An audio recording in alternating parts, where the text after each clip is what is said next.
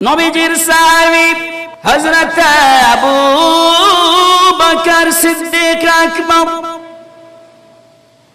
রাদিয়াল্লাহু তাআলা আনহু, যার ব্যাপারে আমার নবীজি বলেছেন আফদালুল বাশারি বাদাল আম্বিয়া, সমস্ত নবীদের পর কিয়ামত পর্যন্ত যত আল্লাহর নেককার বান্দা, যত আল্লাহর মুহিব্বিন মুখলিসিন বান্দা কিয়ামত পর্যন্ত দুনিয়ার জমিনে তাশরীফ আনবেন, সমস্ত নবীদের পর সমস্ত আল্লাহর নেককার বান্দাদের উপরে যার মর্যাদা হবে তার নাম হলো সিদ্দিক আকবর। জোরে বলুন সুবহানাল্লাহ। আবু বকর সিদ্দিক, আপনি এই মর্যাদা কিভাবে পেয়েছেন? সিদ্দিক আকবর বলেন, এই মর্যাদা আমি টাকা পয়সা দিয়ে কিনে নেই নাই। এই মর্যাদা, এই সম্মান আমি বাড়ি গাড়ি দিয়ে কিনে নেই নাই। ও আবু বকর, আপনি এই সম্মান কিভাবে ক্রয় করেছেন? বলে, এই সম্মান আর এই মর্যাদা আমি আবু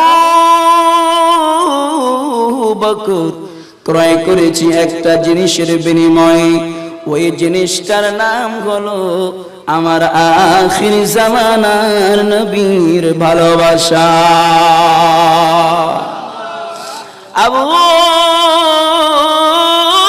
বকর নবীকে কেমনে ভালোবাসতেন, নবীকে কেমনে মোহাব্বত করতেন? সিদ্দিক আকবর রাদিয়াল্লাহু তাআলা আনহু ডাক দিয়ে বলেন, এ জগতের মানুষ শুনে নাও, আমার নবী একদিন বলেছে, আবু বকর রে, আমি নবীজি মক্কা থেকে হিজরত করব, মদিনায় চলে যাব। আবু বকর বলে, আমার নবী কোন দিন হিজরত করবেন, কতদিন পর হিজরত করবেন, দিনে হিজরত করবেন না রাতে হিজরত করবেন, আমার নবী কোনো কিছুই বললেন না। কিন্তু আমি নবীর কেমন প্রেমিক, নবীর কেমন আশিক, আমার নবী যেদিন বলেছেন, আবু বকর রে, ও আবু বকর আমি হিজরত করব। বিশ্বের মুসলমান শুনে নাও, জেনে নাও, আমি আবু বকর, নবী বলেছেন হিজরত করবেন। ওই দিন থেকে আমি তো দিনের বেলায় ঘুমাইতাম না, রাতের বেলায় ঘুমাইতাম না। আমি রাতের বেলা হলে আমি আবু বকর আমার ঘরের দরজার সাথে আমার পিঠটা লাগাইয়া দাঁড়াইয়া দাঁড়াইয়া নবীর জন্য অপেক্ষা করতাম। আরো জোরে বলেন না সুবহানাল্লাহ। নবীজি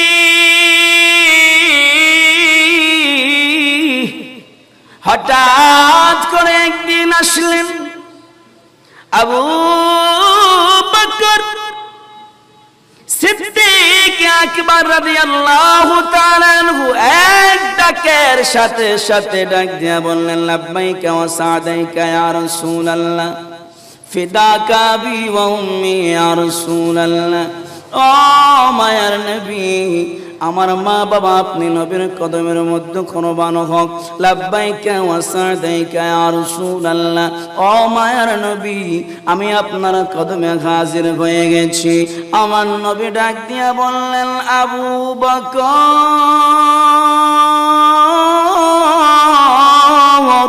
ও আবু বকর, আমি তো তোমাকে দুইবার ডাক দিতে হয় নাই, তিনবারও ডাক দিতে হয় নাই, একটা বার শুধু বলেছি আবু বকর, তুমি একটা ডাকের সাথে সাথে কিভাবে সাড়া দিয়েছ? আবু বকর চোখের পানি ছেড়ে দিয়ে বলে, ইয়া রাসূলুল্লাহ, ও মায়ার নবী, আপনি বলেছেন হিজরত করবেন 6 মাস আগে, ওই 6 মাস ধরে আমি আবু বকর রাত্রিবেলা বিছানার সঙ্গে পিঠ লাগাই নাই, দরজার সাথে পিঠ লাগাইয়া আপনি নবীর জন্য অপেক্ষা করতেছি।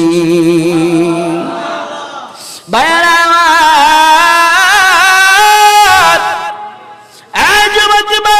মুরব্বী বাবাজিরা, গভীর মনোযোগ। ওই আবু বকরের যত মর্যাদা, ওই আবু বকরের যার এত সম্মান, ওই আবু বকর ডাক দিয়ে বললেন, মান আনফাকা দিরহামান আলা কিরাআতি মাউলিদিন নবী সাল্লাল্লাহু আলাইহি ওয়াসাল্লাম কানা রাফিকি ফিল জান্নাহ। এ আমার নবীর আশিকরা শুনে নাও, শুনে নাও, জেনে নাও। মান আনফাকা দিরহামান আলা কিরাআতি মাউলিদিন নবী সাল্লাল্লাহু আলাইহি ওয়াসাল্লাম কানা রাফিকি ফিল জান্নাহ। আমার নবীজির মিলাদের জন্য যে ব্যক্তি 1টি টাকা খরচ করবে, 1টি টাকা খরচ করার কারণে কানা রাফিকি ফিল জান্নাহ, আমার নবীজির ওই উম্মত আমি আবু বকরের বন্ধু হয়ে জান্নাতে যাবে। জোরে বলুন সুবহানাল্লাহ। বারামান নবীজির মিলাদুন নবীর ব্যাপারে নবীজির শ্বশুর, নবীজির দ্বিতীয় শ্বশুর, ইসলামের দ্বিতীয় খলিফা হযরত ওমর ফারুক রাদিয়াল্লাহু তাআলা আনহু তিনি বলতেছেন, ও ওমর আপনি কেমন? ওমর রাদিয়াল্লাহু তাআলা আনহু ডাক দিয়া বললেন, ইন্নাশ শাইতানা ইয়াখাফু ওমর, আমি এমন ওমর যার নামটা শয়তান শুনলেও ভয় পায়। জোরে বলেন সুবহানাল্লাহ।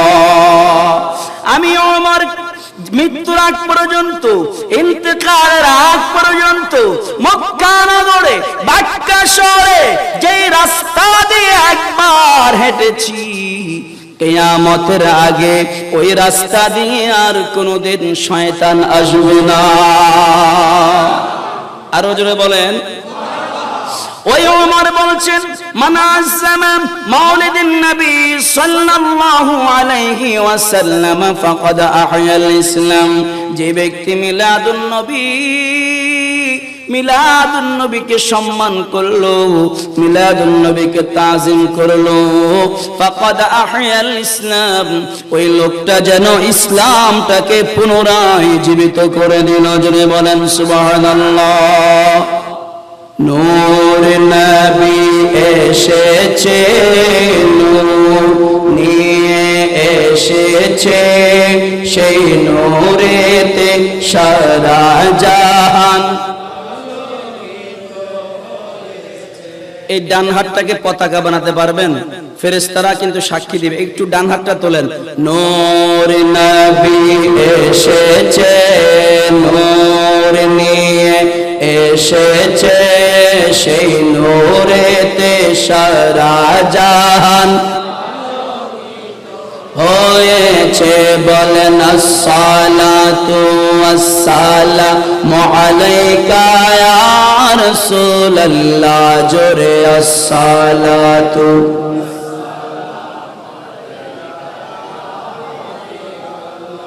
গভীর মনোযোগ।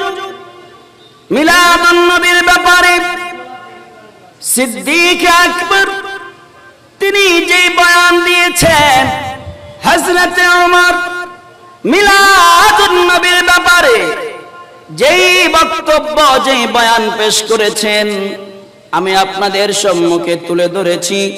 এবার আসুন, নবীজির জামাতা, ইসলামের তৃতীয় খলিফা হযরত ওসমান গনি যুন্নুরাইন রাদিয়াল্লাহু তাআলা আনহু মিলাদুন নবীর ব্যাপারে কি সাক্ষী দেয়।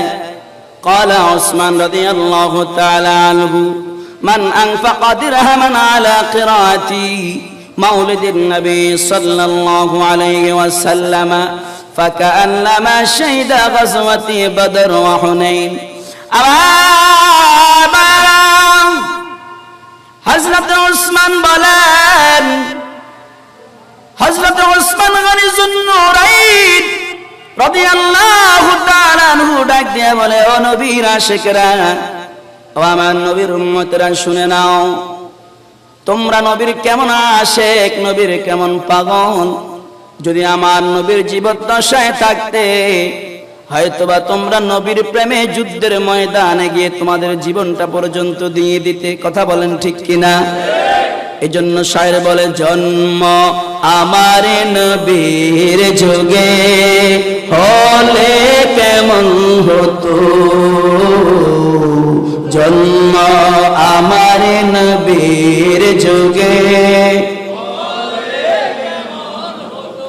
দুনয়নে রাসূল পাক দেখিলে কেমন হতো, দুনয়নে রাসূল পাক দেখিলে কেমন হতো, জন্ম আমার নবীর যুগে। আপনাদের পিছনের ভাইদের আওয়াজ কোথায়? পিছনের ভাইরা যারা বসে আছেন একটু জোরে বলেন, দুনয়নে রাসূল পাক দেখিলে কেমন হতো, দুনয়নে দেখিলে কেমন হতো, জন্ম আমার নবীর যুগে।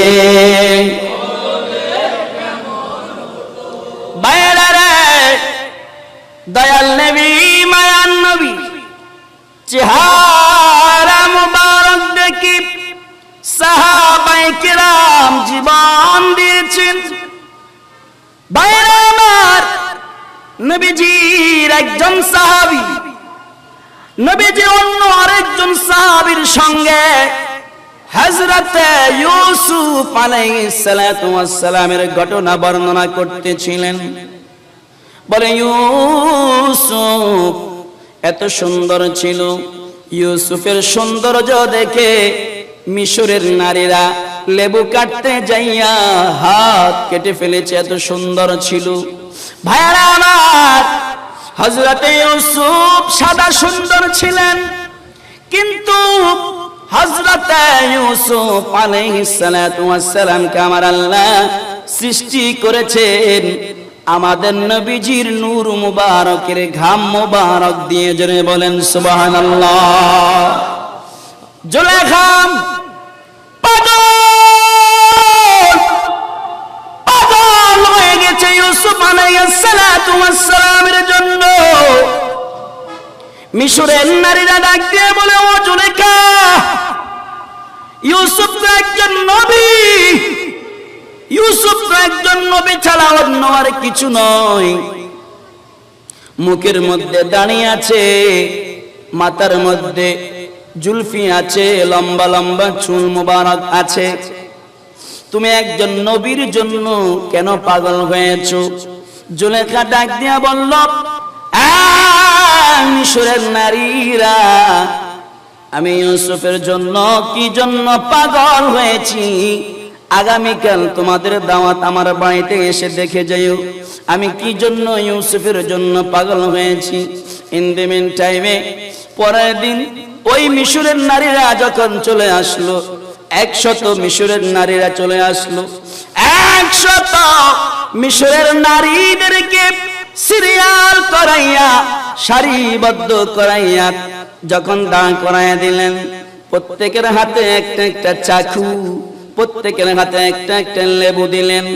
আর জুলেখা ডাক দিয়া বললেন, শুনে নাও মিশরের নারীরা, আমি যখন হুকুম করব, আমি যখন ইউসুফ আলাইহিস সালাতু ওয়াস সালামের মুখের ঘোমটাটা সরাবো, আর যখন হুকুম করব তোমরা সাথে সাথে লেবুটা কাটা আরম্ভ করবে। ইউসুফ আলাইহিস সালাম মুখের মধ্যে চাদর মুবারক, ঘোমটা মুবারক দিয়ে যখন আসলেন মজলিসের মধ্যে, জুলেখা ডাক দিয়া বলল, মিশরের নারীরা, আমি ইউসুফের মুখের ঘোমটাটা সরাইতে বলবো। ইউসুফ যখন মুখের ঘোমটা সরাবে তোমরা ঠিক তখনই লেবু কাটবে। আমার ভাইরা, জুলেখা ডাক দিয়া বলে, ও আল্লাহর পয়গম্বর ইউসুফ, আপনি আপনার ঘোমটাটা সরান। হযরতে ইউসুফ আলাইহিস সালাতু ওয়াস সালাম মুখের ঘোমটাটা সরাইলেন। আর জুলেখা ডাক দিয়ে বললেন, মিশরের নারীরা তোমরা লেবু কাটতে শুরু করো। আমার ভাইরা, ইতিহাস সাক্ষী দেয়, কুরআনুল কারীম সাক্ষী দেয়, ওই মিশরের নারীরা ইউসুফ আলাইহিস সালাতু ওয়াস সালামের রূপ দেখে এতটাই বিমূঢ় হয়ে গিয়েছিল, পাগল হয়ে গিয়েছিল। এত সুন্দর ইউসুফ আলাইহিস সালাতু ওয়াস সালামের চেহারাটা এত সুন্দর, যার কারণে মিশরের নারীরা ডাক দিয়ে বলল, ইন হাযা ইল্লা মালাকুন কারীম। জুলেখা, এটা সাধারণ কোন মানুষ নয়, এটা আল্লাহর পাঠানো একজন ফেরেশতা। জোরে বলেন সুবহানাল্লাহ। না না না, এটা কোনো মানুষ নয়, এটা ফেরেশতা হবে। ইউসুফের সৌন্দর্য দেখে তারা পাগল হয়ে গেল। লেবু কাটতে বলল জুলেখা, লেবু কাটতে যাইয়া কারো একটা আঙ্গুল কেটে ফেললো, কারো দুইটা আঙ্গুল কেটে ফেললো, কারো হাতের কবজি চলে গেল। এই যে ইউসুফ আলাইহিস সালাতু ওয়াস সালামের সৌন্দর্য দেখে মিশরের নারীরা একটা আঙ্গুল কাটলেন, দুইটা আঙ্গুল কাটলেন, হাতের কবজি কেটে ফেললেন, কোনো খবর ছিল না। ওই নবী, আমাদের নবীজির সাহাবী অন্য আরেকজন সাহাবীকে ডাক দেয়া বলে, নবীর সাহাবী শুনে নাও, মিশরের নারীরা যদি ইউসুফের সৌন্দর্য দেখে হাতের কবজি কাটতে পারে, খোদার কসম আমি নবীজির গোলাম, আমি নবীজির আশিক, আমি নবীর জন্য জীবন দিতে, আমার কলিজা কাটতে কম্পিত হব না। জোরে বলেন সুবহানাল্লাহ। আরো জোরে বলেন না সুবহানাল্লাহ। ইয়া মুহাম্মদ মুস্তাফা নবী সাল্লাল্লাহু আলা, ইয়া মুহাম্মদ মুস্তাফা নবী সাল্লাল্লাহু শাফাতের কান্দারি, শাফাতের কান্দারি রাসূলুল্লাহ, ইয়া মুহাম্মদ মুস্তাফা নবী, জোরে ইয়া মুহাম্মদ মুস্তাফা নবী সাল্লাল্লাহু। কেউ বা বলি নবী আমার নূরেরই পুতুল, কেউ বা বলে নবী আমার গোলাপেরই ফুল। নয় সে গোলাপ, নয় সে পুতুল, নয় সে গোলাপ, নয় সে গোলাপ, নয় সে পুতুল, নূর আল্লাহ ইয়া মুহাম্মদ ইয়া মুহাম্মদ লা ইয়া মুহাম্মদ মুস্তাফা নবী। নবীজি আমার কাবারি কাবা, নবীজি আমার আদমের বাবা, নবীজিকে বাই বলে, নবীজিকে মাটি বলে, ওহাবি গাদা ইয়া মুহাম্মদ মুস্তাফা নবী। আয় জোরে ইয়া মুহাম্মদ মুস্তাফা নবী সাল্লাল্লাহু। শাফাতের কান্দারি, শাফাতের শাফাতের কান্দারি রাসূলুল্লাহ ইয়া মুহাম্মদ মুস্তাফা নবী সাল্লাল্লাহু। বাইরে আমার বলতেছিলাম, হযরত ওসমান গনি যুন্নুরাইন রাদিয়াল্লাহু তাআলা আনহু বলতেছেন, মান আনফাকা দিরহামান আলা কিরাতি মাউলিদিন নবী সাল্লাল্লাহু আলাইহি ওয়াসাল্লাম ফাকান্নামা শাহিদা গাজওয়াতি বদর ওয়া হুনাইন। এ নবীর উম্মতেরা, আমার নবীর জীবদ্দশায় যদি তোমরা থাকতে, তোমরা নবীর চেহারা মোবারক দেখে দেখে তোমাদের কলিজা কেটে ফেলতে, তোমরা তোমাদের গর্দান দিয়ে দিতে। এখন তোমাদের সেই সুযোগটা হয়নি নবীর প্রেমে জীবন দেওয়ার জন্য, নবীর সঙ্গে যুদ্ধের ময়দানে যাওয়ার জন্য, নবীর সঙ্গে বদরের প্রান্তে যাওয়ার জন্য, নবীর সঙ্গে হুনাইনের যুদ্ধে অংশগ্রহণ করার জন্য। নবী উম্মতেরা তোমরা শুনে নাও, আখির জামানায় তোমরা হায়াত কম পাবে, সময় অল্প পাবে।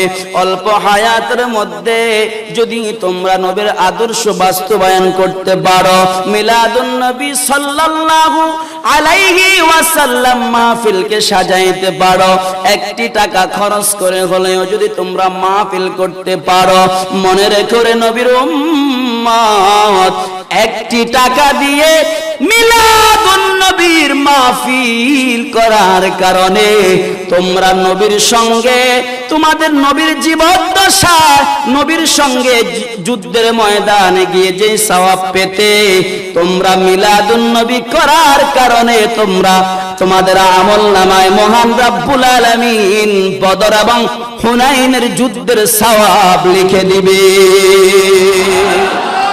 আরো জোরে বলেন না।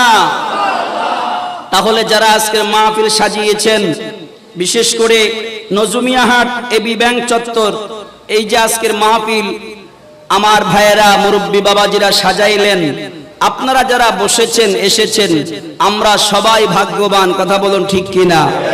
আরো জোরে বলুন ঠিক কিনা? শুধু তাই নয়, এখানে যেখানে আপনারা বসে বসে সুবহানাল্লাহ পড়ছেন, আলহামদুলিল্লাহ পড়ছেন, তাসবিহ পড়ছেন, দুরূদ শরীফ পড়ছেন, এই জায়গাটুকু হাসরের ময়দানে আপনাদের জন্য আল্লাহর দরবারে সুপারিশ করবে। আরো আসতে বলেন সুবহানাল্লাহ। সুবহানাল্লাহ জোরে বললে পুলিশ আসবে, র‍্যাব বাহিনী আসবে, সওয়াব বেশি হয়ে যাবে, সওয়াব বেশি হবে। তো সওয়াব বেশি হলে এত সওয়াব কোথায় রাখবেন? এই জন্য মনে হয় আস্তে আস্তে বলতেছেন সুবহানাল্লাহ। জোরে বলেন না সুবহানাল্লাহ। ভাইরা আমার, আবু বকর রাদিয়াল্লাহু তাআলা এর বক্তব্য শুনলেন, হযরত ওমর ফারুকের বক্তব্য শুনলেন, হযরত ওসমান গনি যুন্নুরাইন রাদিয়াল্লাহু তাআলা আনহু ওনার বক্তব্য শুনেছেন। এবার আসুন তার বক্তব্য শুনি, যার ব্যাপারে আমার নবী বলেছেন, আনা মাদিনাতুল ইলমি ওয়া আলিয়ুন বাবুহা, আমি নবী হলাম রে ইলমের শহর, আর ওই ইলমের শহরের দরওয়াজা হলো আমার আলী। আর জোরে বলেন সুবহানাল্লাহ। قال علي رضي الله تعالى عنه من عظم مولد النبي صلى الله عليه وسلم وكان سببا لقراءته لا يخرج من الدنيا إلا بالإيمان ويدخل الجنة بغير حساب. حضرت علي রাদিয়াল্লাহু তাআলা আনহু ডাক দিয়া বলে, ও নবীর উম্মতরা তোমরা শুনে নাও, তোমরা যদি একটি টাকা দিয়ে হলেও মিলাদুন নবীর মাহফিলকে সাজাইতে পারো, ওয়া কানা সাবাবান লিকরাতিহি লা ইয়াখরুজু মিনাদ দুনিয়া ইল্লা বিল ঈমান। খোদার কসম, খোদার কসম, মিলাদুন নবীর মাহফিলে যদি একটি টাকা দিয়ে হলেও খরচ করতে পারেন, আপনি মৃত্যুর আগে বেঈমান হয়ে কোনোদিন মৃত্যুবরণ করবেন না। লা ইয়াখরুজু মিনাদ দুনিয়া ইল্লা বিল ঈমান। হাদিস শরীফের মধ্যে পাওয়া যায়, হযরত আলী বলছেন, ওই লোকটি মৃত্যুর সময় ঈমান নিয়ে মৃত্যুবরণ করবে। ওয়ায়াদখুলুল জান্নাতা বিগাইরি হিসাব। শুধু তাই নয়, যেই ব্যক্তি মিলাদুন নবীর মাহফিলকে সাজাইলেও একটা টাকা দিয়ে হলেও, ওই লোকটি বিনা হিসাবে আল্লাহর জান্নাতে যাবে। আমরা বিনা হিসাবে জান্নাত চাই কে চাই না? ভাইরা আমার, ঈমান বাঁচানো বড় কঠিন, শেষ জামানা চলে আসছে।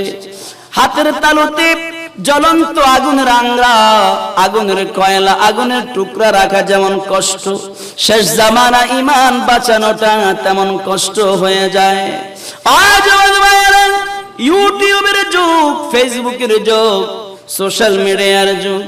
মিডিয়ার মধ্যে বসে বসে কিছু দালালেরা আছে, আবু জাহেলের দালাল ভাইরা আমার, আবু লাহাবের দালাল, উতবা সাহেবের দালাল, লম্বা লম্বা দাড়ি আছে, নাভি পর্যন্ত দাঁড়িয়ে আছে, ঘোমটা দিয়া লাল শালু সাদা রুমাল ঘোমটা দিয়া বসে বসে টেলিভিশনের মধ্যে তারা বয়ান করতেছে মিলাদুন নবী বলতে কোরআনেও নাই, হাদিসেও নাই। আর ঈদ মিলাদুন নবী কোথায় থেকে আসলো? মুসলমানের দুই ঈদ ছাড়া আর কোনো ঈদ নাই, একটা হলো ঈদুল ফিতর আর একটা হলো ঈদুল আজহা। অতএব ঈদুল আজহা আর ঈদুল ফিতর ছাড়া কোনো ঈদ নাই। সুতরাং মিলাদুন নবী কোরআনেও নাই, মিলাদুন নবী হাদিসের মধ্যেও নাই। সুতরাং যারা মিলাদুন নবী করবে তারা বেদাতি, তারা বেদাতি। আমি বলবো রে ভাই, কোরআনের মধ্যে মিলাদুন নবী নাই, সেই জন্য মিলাদুন নবী বেদাত। আমি বলবো কোরআনে তোর বাপে যে তোর মাকে বিয়ে করে তোকে ফায়দা করছে, তোর জন্ম দিছে, তোর জন্মের কথাও তো কোরআনে নাই, সুতরাং তুই বেদাতি। যদি বলেন ঠিক কিনা? মিলাদুন নবী কোরআনে আসবে কোথা থেকে? তারা বলে আর কি যে মিলাদুন নবী কোরআনে নাই, কোরআনে আছে তাদের নসিবে নাই। কথা বলেন ঠিক কিনা? আপনি কর্ণফুলী নদীর মধ্যে যাইয়া জাল মারলেন, জাল মেরে আপনি নতুন ব্রিজের গোড়ায় আসলেন, আইসা জালটাকে ঝাড়তে আরম্ভ করলেন আর বলতে লাগলেন জগৎবাসী রে, চট্টগ্রামবাসী রে, আজকে একটা শোক সংবাদ আছে। আপনি যদি বলেন কি শোক সংবাদ? লোকটা যদি বলে কর্ণফুলীর মধ্যে মাছ নাই, আপনি বলবেন তোর মতো পাগল আর চিটাঙ্গের মধ্যে নাই। কর্ণফুলীর নদীর মধ্যে মাছ আছে, তোর নসিবে নাই। মিলাদুন নবী কোরআনেও আছে, মিলাদুন নবী হাদিসেও আছে। তোমার জন্মসূত্রে ডিস্টার্ব আছে, যার কারণে তোমার নসিবে মিলাদ নাই। ভাইরা আমার, যারা মিলাদুন নবী মানে না, যারা নবীজির তাজিম করতে চায় না, তাদের জন্মের মধ্যে ডিস্টার্ব আছে, এটা আমি বলি না। ভাইরা আমার, অনেক সময় দেখবেন আপনারা বলতে পারেন হুজুর শরীয়তের কালমা পড়াইয়া তো তার মার বিয়া হয়েছে। যারা ওয়াহাবি আছে, যারা মিলাদুন নবীর বিরোধী আছে, কলমা পড়াইয়া বিয়া হয়েছে, এরপরেও জারজ কেমনে হয়? ভাইরা আমার, জারজ কয়েক রকমের হয়। এক নম্বরের জারজ হলো বিবাহ ছাড়া অবৈধ সম্পর্কের মাধ্যমে যে সন্তান পয়দা হয় তাকে বলা জারজ। আরেকটা আছে শরীয়তের কালমা পড়াইলেন, 5 লক্ষ টাকা দেন, মোহর দিয়েছেন, কিন্তু দেওয়ার পরেও সন্তান জারক হয়। বলবেন হুজুর কিভাবে? ও যুবক ভাইয়েরা, মুরব্বী বাবা যারা, একটু জেনে নেন, শুনে নেন। আপনার স্বামী, আপনারা স্বামী স্ত্রী, আপনি স্বামী, হুন্না লিবাসুল লাকুম ওয়া আনতুম লিবাসুল লাহুন্না। স্বামী স্ত্রীর জন্য পোশাক, স্ত্রী স্বামীর জন্য পোশাক। কিন্তু হলে কি হবে? আমার আল্লাহ নির্দিষ্ট কতগুলি গণ্ডি দিয়ে দিয়েছেন। শরীয়তের গণ্ডি পার হওয়া যাবে না, শরীয়তের গণ্ডির ভিতরে থাকতে হবে। আমার মা আপনার মা, আমার বোন আপনার বোন, আপনার স্ত্রী আমার স্ত্রী। মা জাতির মাসিক একটা আপনার রোগ আছে, যেই মাসিকের কারণে আল্লাহ মাসে তাদেরকে 5 দিন 7 দিন 10 দিন নামাজের জন্য কি দেয়? ছুটি দেয়, বিরতি দেয়।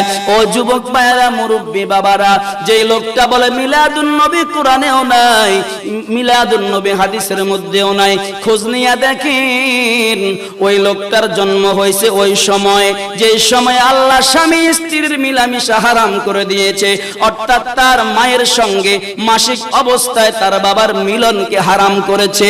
এই লোকটা মাসিক অবস্থায় জন্ম হয়েছে, আমার কথা নয়, কোরআনের কথা। যার কারণে এই লোকটার মুখ দিয়ে মিলাদুন নবী বেদাতের ফতোয়া আসে। কথা বলেন ঠিক কিনা? আরো জোরে বলেন ঠিক কিনা? আরেক ধরনের জারজ আছে, নেফাস অবস্থায় সন্তান প্রসব হওয়ার পরে 40 দিন 45 দিন পর্যন্ত আপনার স্বামী স্ত্রী মিলন করা হারাম। ভাইয়েরা আমার, নিফাসের সময়সীমা যতদিন থাকে স্বামী স্ত্রী মিলন করা হারাম। কিন্তু বর্তমান যুগে জারগা হওয়া, আপনাদের চিটাঙ্গের ভাষায় বলে জারগোফোয়া। এই জারগোফোয়া যার সন্তান কিভাবে চিনবেন? যে লোকটা মুখ দিয়ে বলবে মিলাদ নাই, মিলাদ নাই, মিলাদ পড়া যাবে না, মিলাদ করা যাবে না, মিলাদুন নবী করা যাবে না, বুঝতে হবে হয় এই সন্তানটা বিবাহ ছাড়া অবৈধ সন্তান, আর না হয় মাসিক অবস্থায় জন্ম নেওয়া সন্তান, আর না হয় নেফাস অবস্থায় জন্ম নেওয়া সন্তান। এক কথায় আমার আল্লাহ কুরআনুল কারীমের মধ্যে বলছেন বিসমিল্লাহির রাহমানির রহিম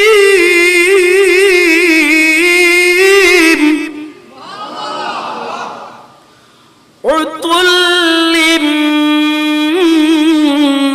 বা'দা যালিকা জানিম।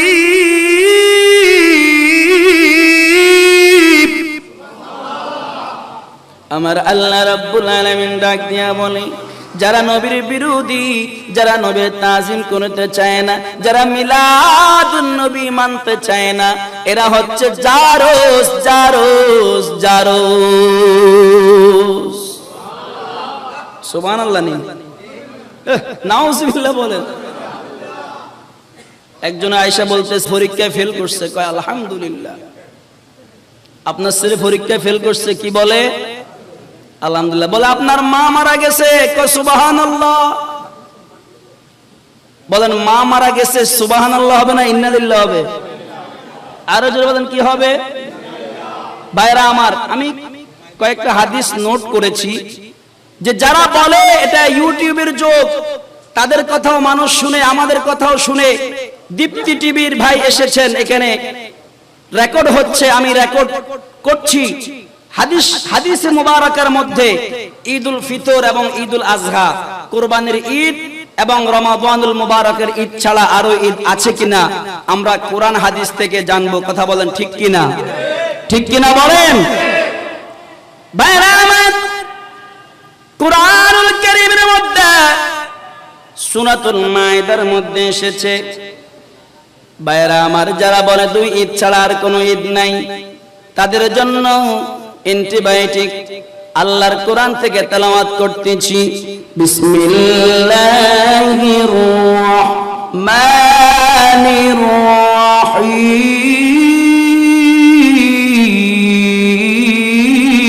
রহিম। বলেন আল্লাহু আকবার।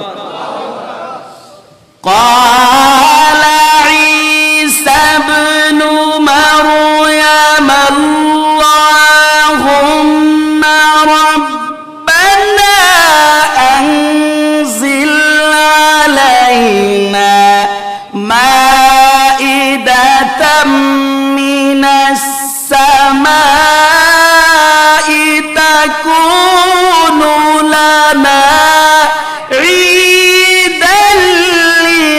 أولنا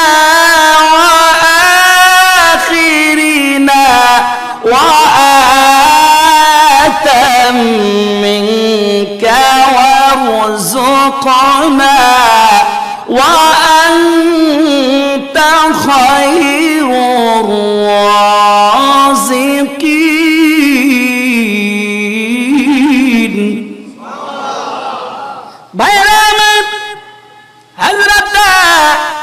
ঈসা আলাইহিস সালাতু ওয়াস সালাম আল্লাহর কাছে ফরিয়াদ করলেন, আল্লাহুম্মা, হে আমার আল্লাহ, রব্বানা, হে আমার প্রভু, আনজিল আলাইনা মাইদাতাম মিনাস সামা, আপনি আসমান থেকে আমাদের জন্য খাবার প্রেরণ করুন, আসমান থেকে আমাদের জন্য খাবার পাঠিয়ে দিন।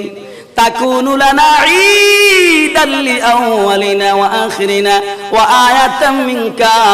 আল্লাহ, তুমি আসমান থেকে আমাদের জন্য খামচা ভরে খাবার যখন প্রেরণ করবে, তাকুনু লানা ঈদাল লিআউয়ালিনা, এই খাবার যে পাঠিয়েছো আজকের এই দিনটা আমাদের জন্য ঈদ হয়ে যাবে। শুধু আমাদের জন্য ঈদ নয়, লিআউয়ালিনা, আমাদের পূর্ববর্তীদের জন্য, ওয়া আখিরিনা, আমাদের পরবর্তীদের জন্য, ওয়া আয়াতাম মিনকা, তোমার পক্ষ থেকে তোমার নিদর্শন হয়ে যাবে। অর্থাৎ আজকের এই দিনটা আমাদের জন্য ঈদ, আমাদের পূর্ববর্তীদের জন্য ঈদ এবং আমাদের পরবর্তীদের জন্য ঈদ হয়ে যাবে। জোরে বলেন সুবহানাল্লাহ। তাহলে ঈদুল ফিতর, কোরবানির ঈদ, রমজানের ঈদ ছাড়া আরেকটা ঈদ পাইলাম, যে ঈদটা হলো হযরত ঈসা আলাইহিস সালাতু ওয়াস সালাম। ওই যে আসমানি খাবার আল্লাহ রাব্বুল আলামিন নাজিল করেছেন, ওই দিনটাও হলো ঈদের দিন। কথা বলেন ঠিক কিনা? আমার ভাইরা, عن حضرت عبيد بن السباق رضي الله عنه مرسلا সূত্রে অত্র উক্ত হাদিসটি তিনি বর্ণনা করছেন। قال رسول الله صلى الله عليه وسلم في جمعة من الجمع يا معشر المسلمين إن هذا يومي جعله الله عيدا। জোরে বলুন সুবহানাল্লাহ। এই হাদিসটি মিশকাত শরীফের মধ্যে আছে, ইবনে মাজাহ শরীফের মধ্যে আছে। আল্লাহর নবী ডাক দিয়া বলে, ইয়া মাশারাল মুসলিমিন, হে মুসলিম উম্মতরা শুনে নাও, ইন্না হাযা ইয়াউমি জাআলাহুল্লাহু ঈদান, আজকের এই জুমার দিনটা হলো তোমাদের জন্য ঈদের দিন। ঈদুল ফিতর ছাড়া, ঈদুল আজহা ছাড়া আরেকটা ঈদ পেলাম কোরআনের মধ্যে, হযরত ঈসা আলাইহিস সালাতু ওয়াস সালামের জন্য যখন আসমানে খাবার এসেছে। আরেকটা পাইলাম হাদিস শরীফের মধ্যে, জুমার দিন হলো ঈদের দিন। কথা বলেন ঠিক কিনা?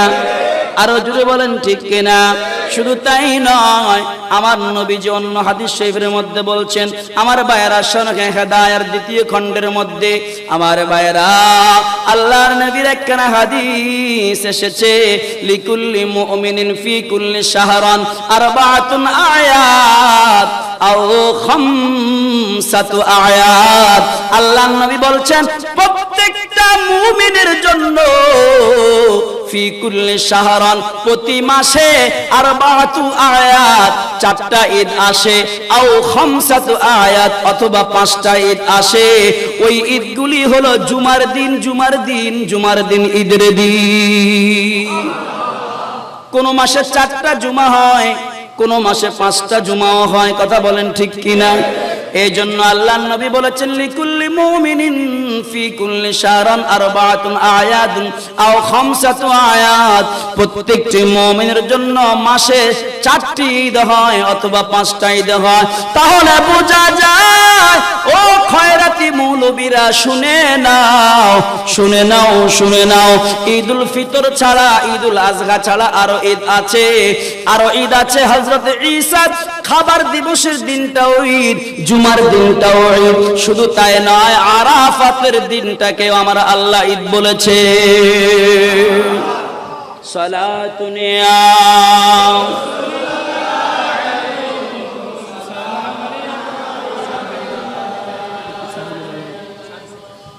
মুহাম্মদ মুস্তাফা নূরুন আলা নূর, হাবিবে কিবরিয়া নূরুন আলা নূর, সালাতুন ইয়া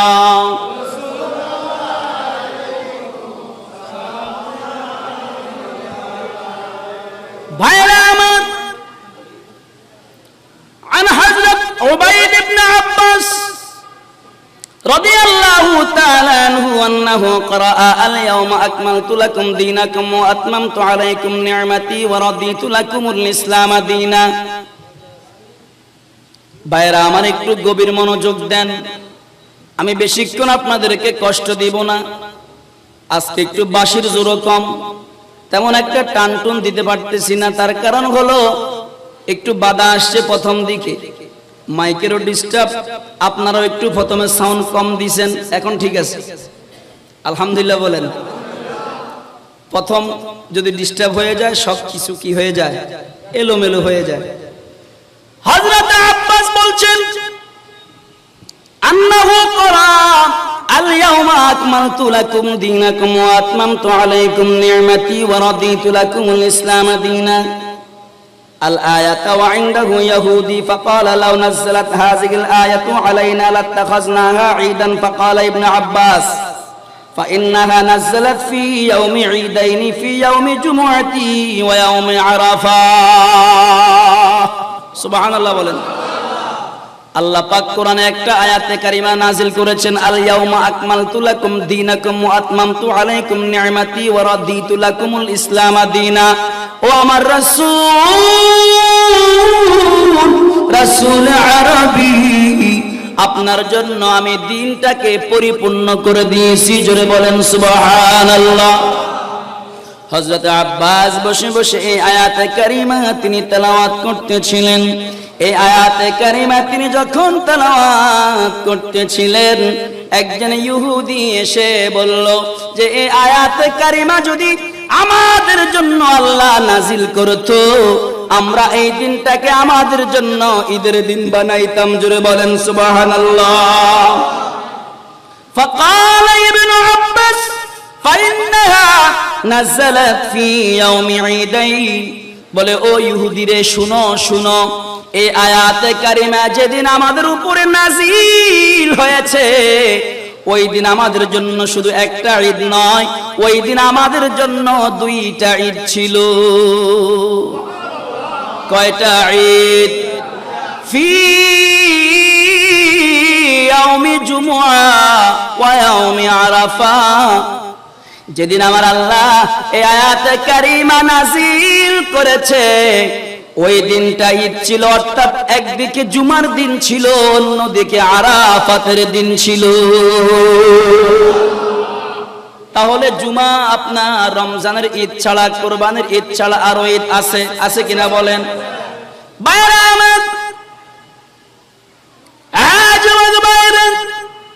মুরব্বী বাবারা, আল্লামা বদরুদ্দিন আইনি তিনি ঈদের সংজ্ঞা এইভাবে দিচ্ছেন, আসরুরুল আইদ।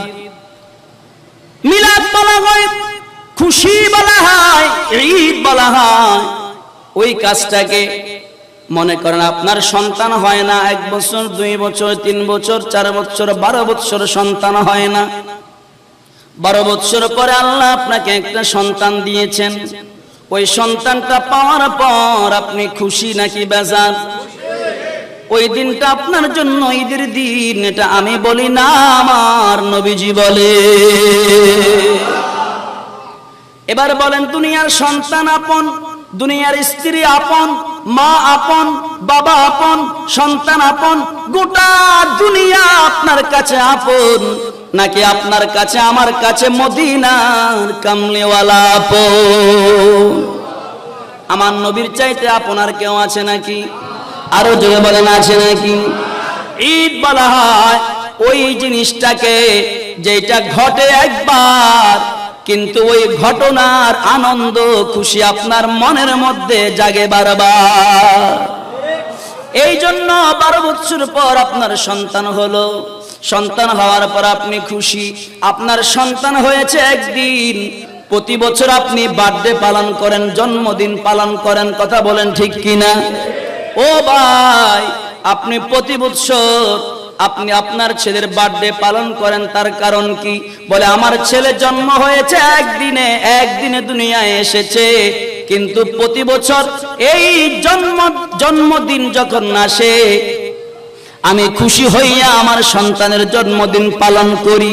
আমার ভাইয়েরা, আমাদের নবী, আপনার নবী, দু জাহানের বাদশা নবী, শামসুদ্দোহা, বদরুদ্দোজা, নূরুল হুদা, ফখরুল ওয়ারা, মিসবাহুজ জুলাম, জামিলুশ শিয়াম নবী মুহাম্মদুর রাসূলুল্লাহ সাল্লাল্লাহু আলাইহি ওয়াসাল্লাম যদিও 1450 বছর আগে মক্কা নগরে, মক্কা শহরে জন্মগ্রহণ করেছেন, আগমন করেছেন, তাশরিফ এনেছেন।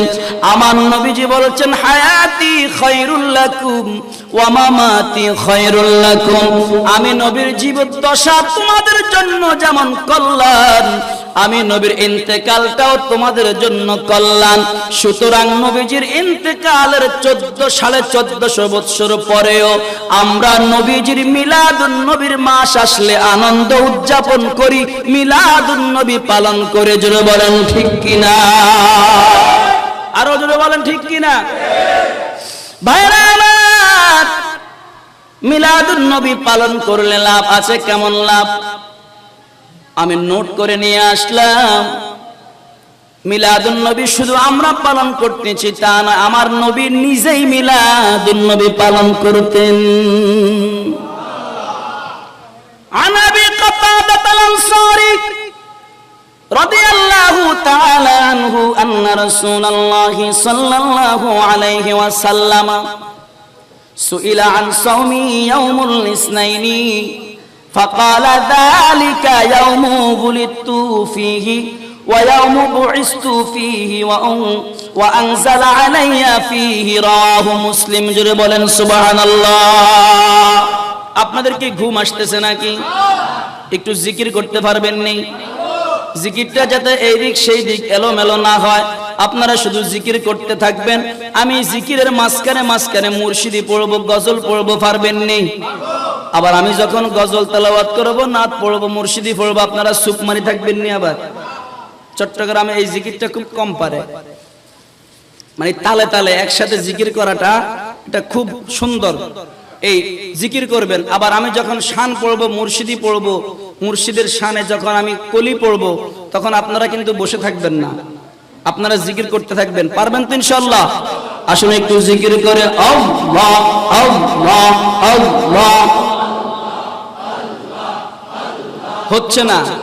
জোরে জোরে একসাথে এক তালে আল্লাহ আল্লাহ।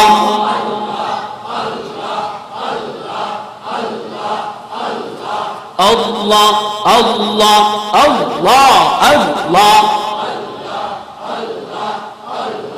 মুর্শিদে বল বল আমার আওলাদে রাসূল মাশাআল্লাহ। আল্লাহ আল্লাহ।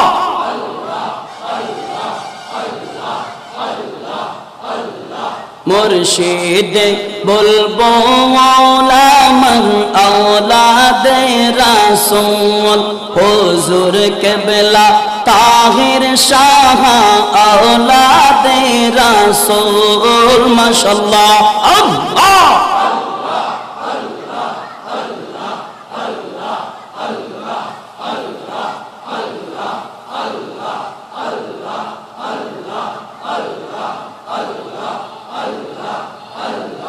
দৌড় আশিক সবাই দৌড় গো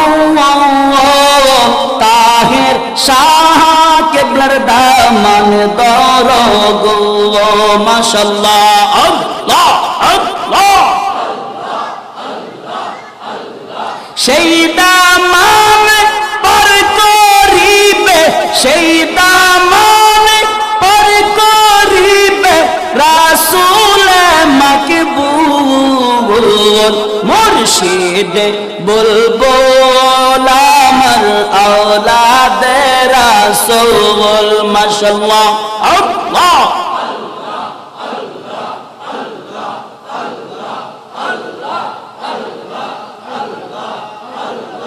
আল্লাহ আল্লাহ।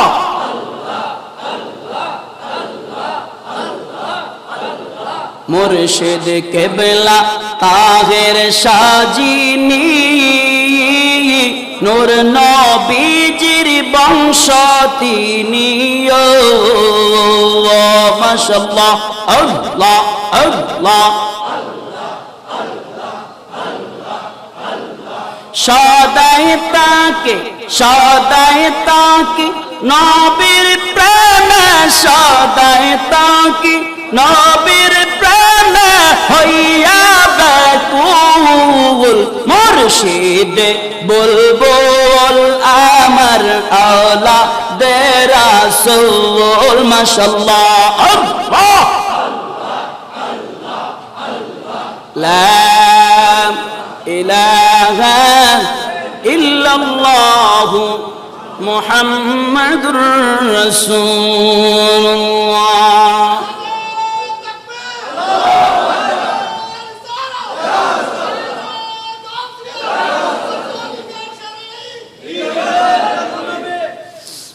মাবুদ মিলাদুন নবী যদি আমরা পালন করি, দুনিয়ার মানুষেরা আমাদেরকে বেদাতি বলে, আমার আল্লাহ ডাক দিয়া বলে বান্দা রে দুনিয়ার মানুষ তোদেরকে যদিও বেদাতি বলে, আমি আল্লাহ তোদেরকে ইবাদতি বলে ঘোষণা দিলাম।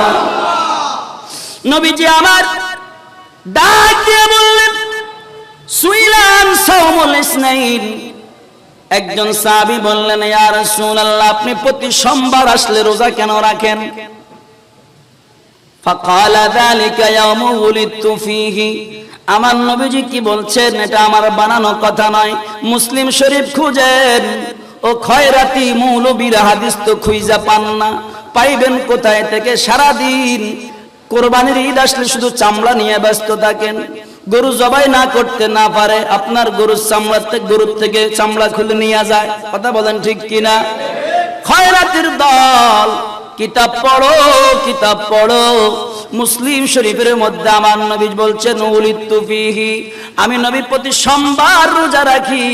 তার কারণ হলো আমি নবী সোমবার দিন দুনিয়ায় আগমন করেছি, অর্থাৎ সোমবার দিন আমি নবীর মিলাদুন নবীর দিন।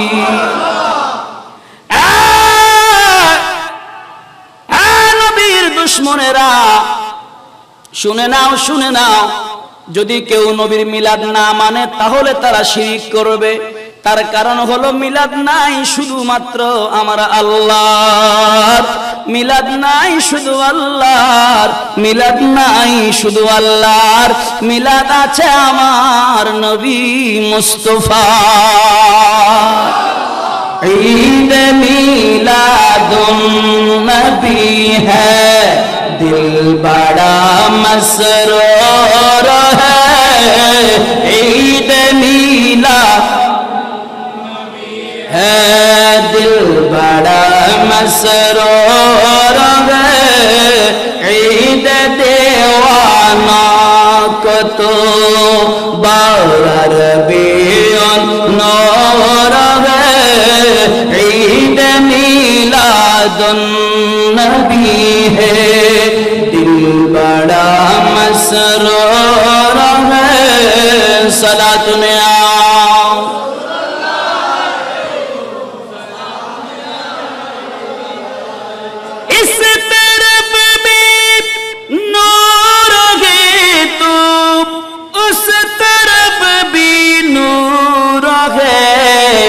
जर्रा जर्रा सब जहां का, जर्रा जर्रा सब जहां का नूर से मामूर है।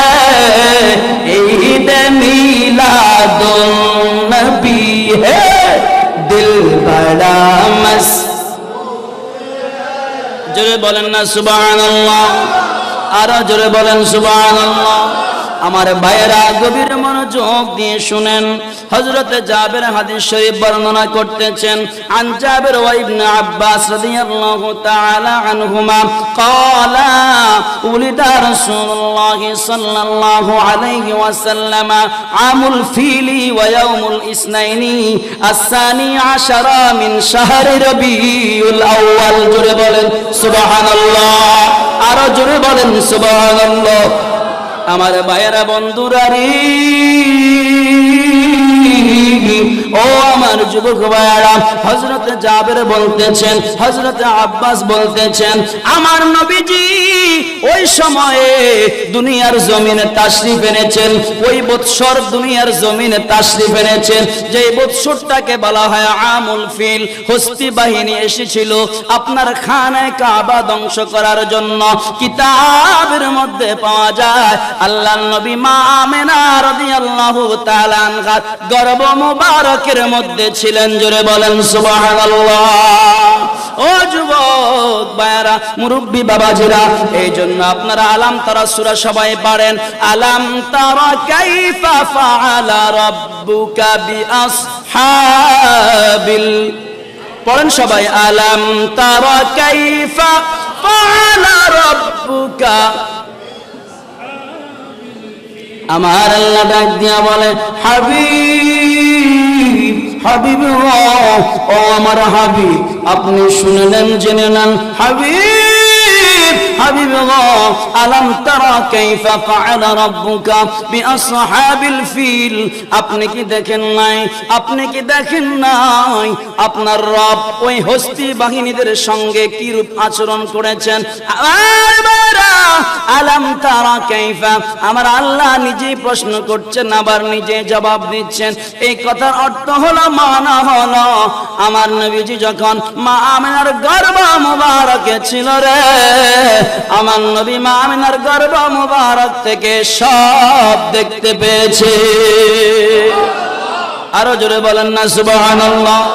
আমার নবীজি দেখার ক্ষমতা আছে না না? আরো জোরে বলেন ক্ষমতা আছে না না? আমার নবীকে এই ক্ষমতা দান করেছেন কে?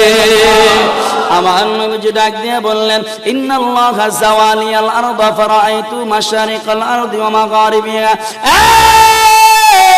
উম্মতেরা রে, আমি নবী সবকিছু দেখতে পাই। ফারাআইতু ওয়াহিদ মুতাকাল্লিম, আমি নবী সবকিছু দেখতে পাই। মাশারিকাল আরদি ওয়া মাগারিবিহা, পৃথিবীর পূর্ব থেকে পশ্চিম, উত্তর হতে দক্ষিণ পর্যন্ত কি হচ্ছে কি হবে, হাত্তা ইয়াউমাল কিয়ামা, কিয়ামত পর্যন্ত আমি নবী সবকিছু দেখতে পাবো। জোরে বলেন সুবহানাল্লাহ। আরো জোরে বলেন সুবহানাল্লাহ।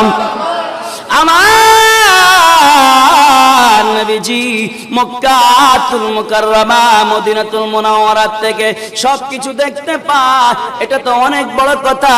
আমার নবীজির গোলামের গোলাম, গোলামের গোলাম, গোলামের গোলাম, গোলামের গোলাম খাজা মহিউদ্দিন আব্দুল কাদের জিলানী, আব্দুল কাদের জিলানী রাদিয়াল্লাহু তাআলা আনহু তিনি বলতেছেন, নাযারাতু ইলা বিলাদিল জামান কাখরদালাতিন আলা হুকম ইত্তিসালি। হে আমার মুরিদেরা, আমার ভক্তরা, শুনে নাও, শুনে নাও।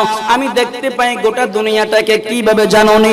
শুধু দুনিয়া আসমানের নিচে জমিনের উপরে এই আলমে দুনিয়াটাকে আমি আব্দুল কাদের জিলানী দেখতে পাই। শুধু তা নয়, বিলাদিল্লাহি জামান, আল্লাহর সৃষ্টি জগতের মধ্যে যতগুলি শহর আছে, যতগুলি জায়গা আছে, আমি কাখরদালাতিন আলা হুকম ইত্তিসালি, সরিষার দানা তোমরা হাতের তালুতে নিয়ে যেমনি ভাবে দেখতে পাও, আমি আব্দুল কাদের জিলানী আল্লাহর সৃষ্টি জগৎটাকে আমার হাতের তালুর মধ্যে দেখতে পাই। আরো জোরে বলেন না সুবহানাল্লাহ। আয় বড় পীর সালাম তোমায় আব্দুল কাদের জিলানী, সালাম তোমায় গাউসুল আজম আব্দুল পরশেতে মুর্দা ইসলাম, পরশেতে মুর্দা ইসলাম পাইল নতুন জীবনী, সালাম তোমায়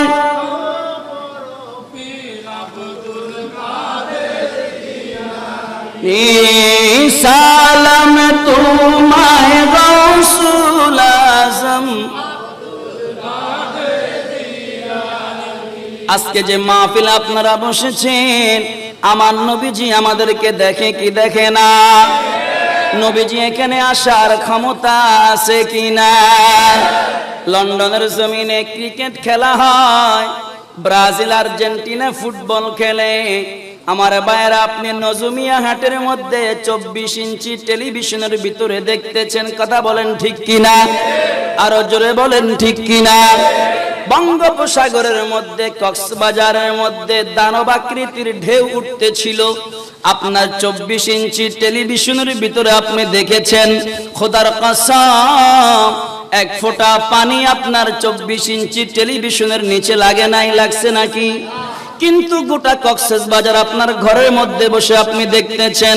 আর্জেন্টিনা ব্রাজিল ফুটবল খেললো, 11 জন না 12 জন করে খেলে, 11 জন করে খেলে।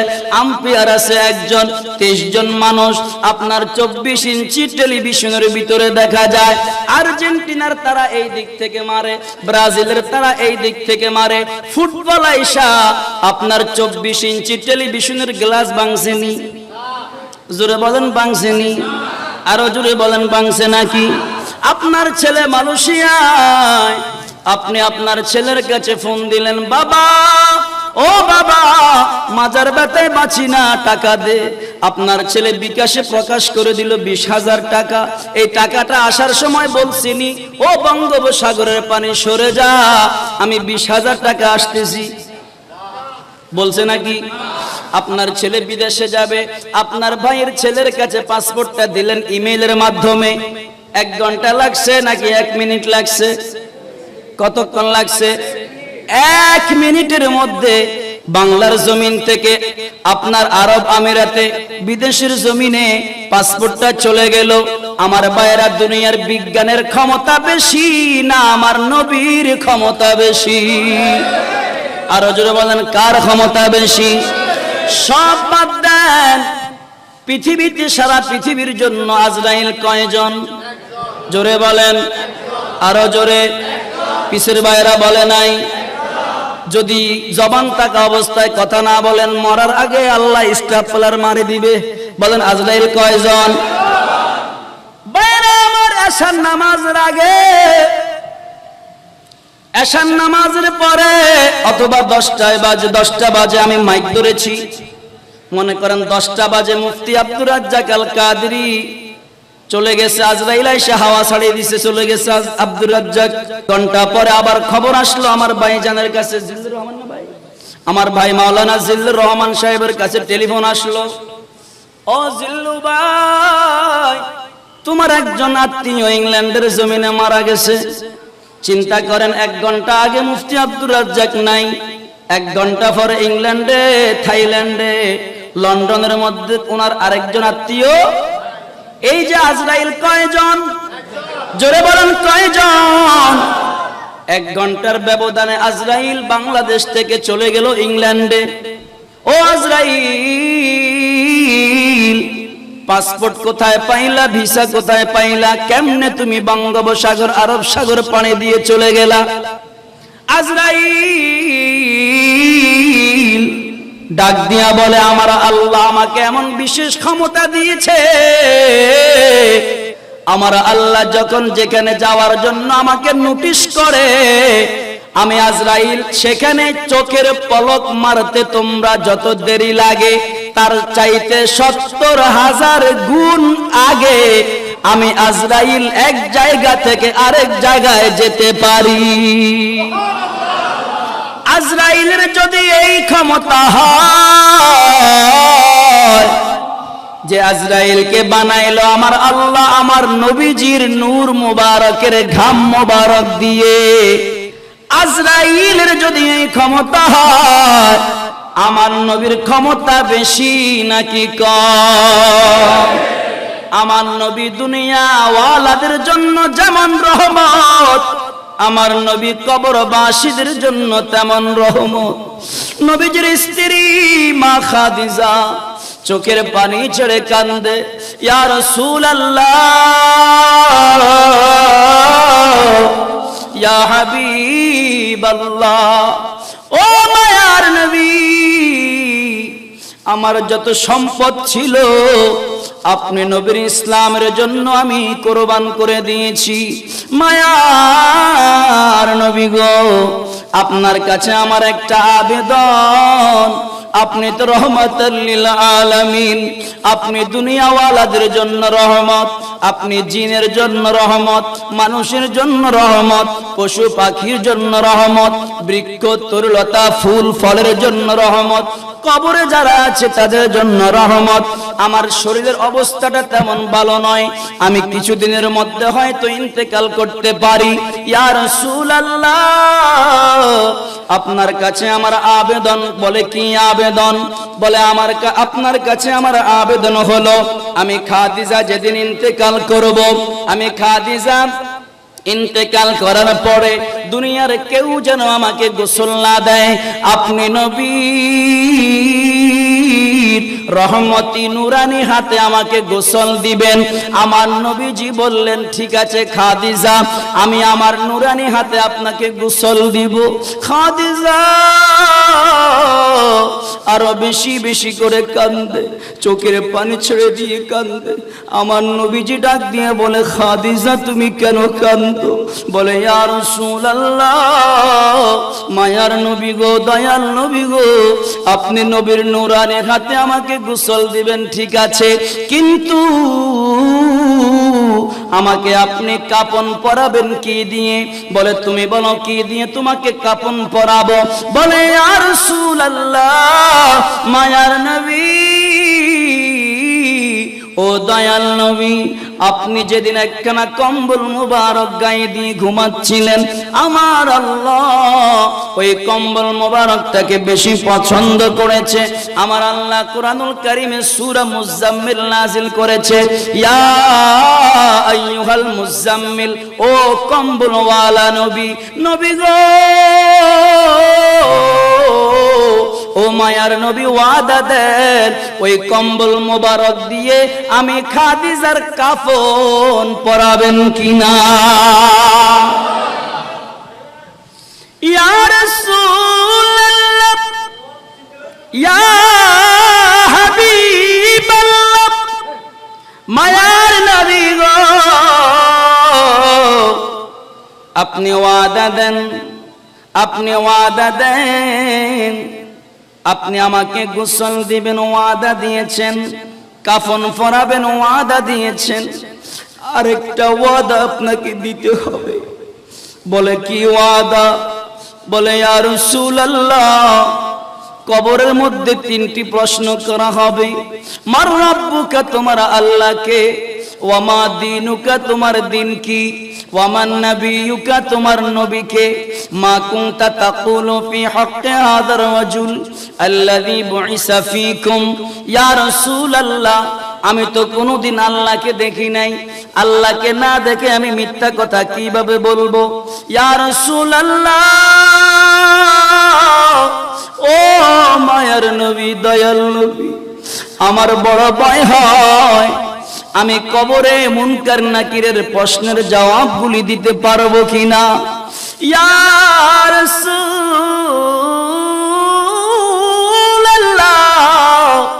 ইয়া হাবিবাল্লাহ, আমি খাদিজার আকীদা, আমি খাদিজার ইয়াকিন আছে, বিশ্বাস আছে, আপনি নবী দুনিয়াওয়ালাদের জন্য যেমন রহমত, কবরবাসীদের জন্য তেমন রহমত। আমাকে যখন আপনি কবরস্থ করবেন নবী গো, আপনি ওয়াদা দেন, আপনি নবী আমি খাদিজার কবরের ভিতরেও হাজির থাকবে। ইয়া রাসূলুল্লাহ, ও মায়ার নবী, ওয়াদা দেন আপনি আমার কবরের মধ্যে থাকবেন কিনা? ভাইরা আমার, কিছুদিন পর মা খাদিজা ইন্তেকাল করলেন। আমার নবীজির নূরানি হাত মুবারক দিয়ে গোসল দিলেন, ওই কম্বল মুবারক দিয়ে আমার নবীজি আম্মা জান খাদিজাতুল কুবরার কাপন পরাইলেন। আমার দয়াল নবী, মায়ার নবী মা খাদিজার লাশটা কবরস্থ করলেন জান্নাতুল মুআল্লার মধ্যে। জান্নাতুল মুআল্লার মধ্যে মা খাদিজার লাশটা নিয়ে যায়। আমার নবীজি হু হু করে কাঁদে, কারণ বিপদের বন্ধু ছিল খাদিজা। শত্রুরা যখন আক্রমণ করতো মা খাদিজা, ওনার ব্যবসায়ী অনেক লোক ছিল, তাদেরকে দিয়ে আমার নবীকে প্রোটেকশন দিতেন, আমার নবীজির খেয়াল রাখতেন, আমার নবীজির তাবেদারি করতেন। মা খাদিজা ইন্তেকালের পর আমার নবী মা খাদিজার লাশটা যখন কবরস্থ করলেন, কবরস্থ করার পরে আমার ভাইরা, আমার বন্ধুরা, আমার নবীজি জামি মুবারকের নিচে লাঠি মুবারক দিয়ে মা খাদিজার কবরের উপরে দাঁড়িয়ে আছে। আমার নবী জাহিরি ভাবে যদিও মা খাদিজার কবরে দাঁড়িয়ে আছি, কিতাবের মধ্যে পাওয়া যায় আমার নবী যেমনি ভাবে মা খাদিজার কবরের উপরে দাঁড়িয়েছিল, আমার নবী তেমনি ভাবে মা খাদিজার কবরের ভিতরেও দাঁড়িয়েছিল। আল্লাহ